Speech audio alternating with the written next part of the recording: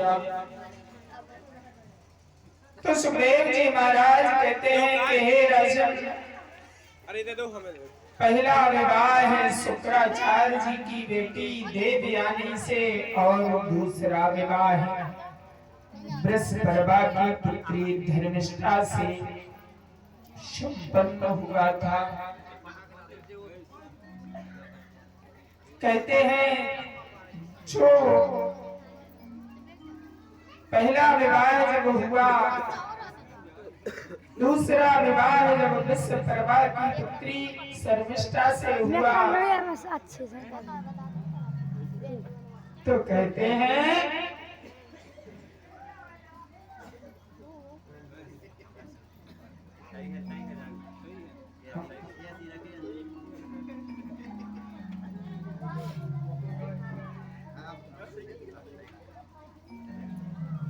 कभी लगाना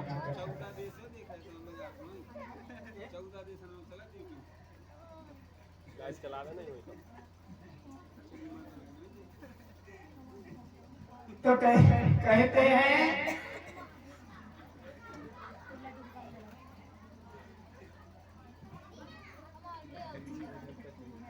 इनके जो पुत्र हुए, जिनका छोटे बेटे का नाम था पुरु, अरे भैया जो पिता का अनन्य भक्त था,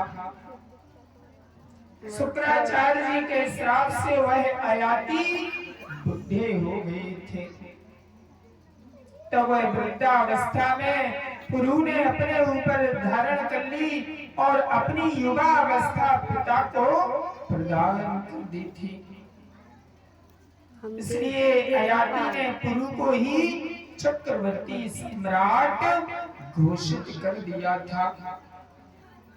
बड़े पुत्रों को श्रापित किया, दूसरे तुम्हारे वंश में कोई चक्रवर्ती नहीं हुए। अब यहाँ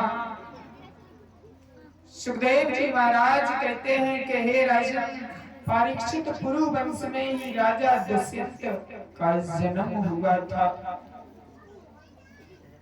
इनके बड़े ही प्रतापी पुत्र भरत हुए, जो बचपन से ही सिंहों से क्रीड़ा किया करते थे।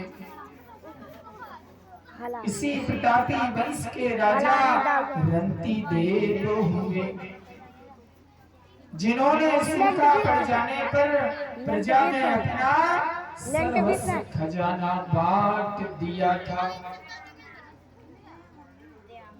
कहते हैं 49 दिन तक स्वयं भूखे बैठे रहे।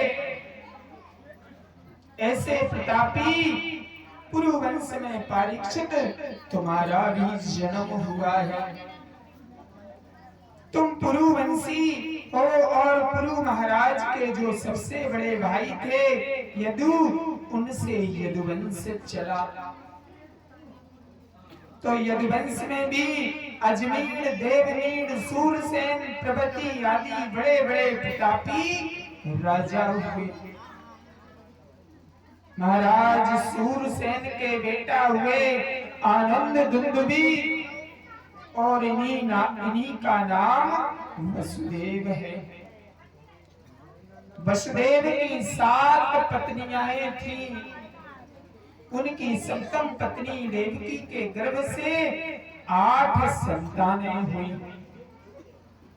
तो राजा परीक्षित ने प्रश्न किया, भगवान आपने मुझे सूर्यवंश की वंशावली और चंद्रवंश के राजाओं की गाथा तो बहुत लंबी चौड़ी सुनाई। अब हमें कृपा करके और प्रभु की चर्चा जब आ ही गई है, तो भगवान का जन्म युद्धकुल में हुआ। ये चर्चा जो आप कर रहे हैं, इतनी जल्दी चटपट कैसे कर गए, जिनके लिए मैं कितना उतावला बैठा हूं। अरे प्रभु, मैं जानता हूं कि परम धर्मशील महाराज यदु के वंश में मेरे प्रभु का प्राकट अपने अंशों के साथ कैसे हुआ। महाराज जिज्ञासाएं तो बहुत हैं, मैं जानता हूँ श्री कृष्ण कथा भव रोग की बिल्कुल मीठी दवा है। दवाइयां कई प्रकार की होती हैं। एलोपैथी का भरोसा नहीं, कब कौन सी दूसरी बीमारी पैदा कर दे। आयुर्वेद है, आयुर्वेद तो बहुत